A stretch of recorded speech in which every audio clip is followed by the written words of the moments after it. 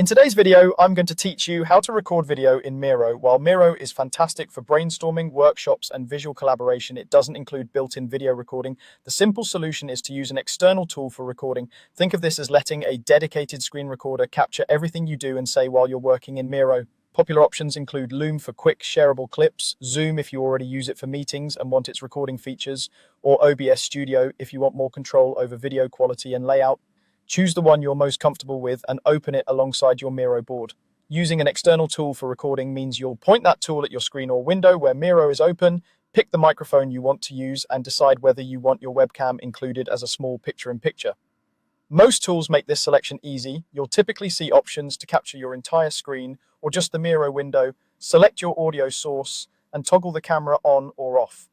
Before you begin, it helps to organize your board so your story flows clearly.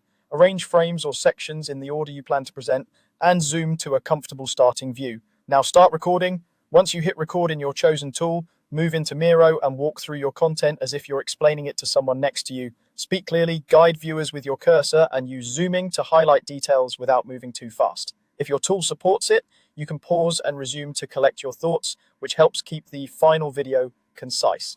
Consider turning on Do Not Disturb or silencing notifications to prevent pop-ups from interrupting your recording. Good audio matters just as much as visuals, so keep your microphone at a consistent distance and try to minimize background noise. If you're demonstrating interactions like adding sticky notes, moving shapes, or using templates, narrate what you're doing and why. Simple cues like, I'm zooming into this frame to show the flow, or I'm duplicating this card to reuse the format, help viewers follow along. When you're finished, your recording tool will either save the file to your computer or provide a shareable link.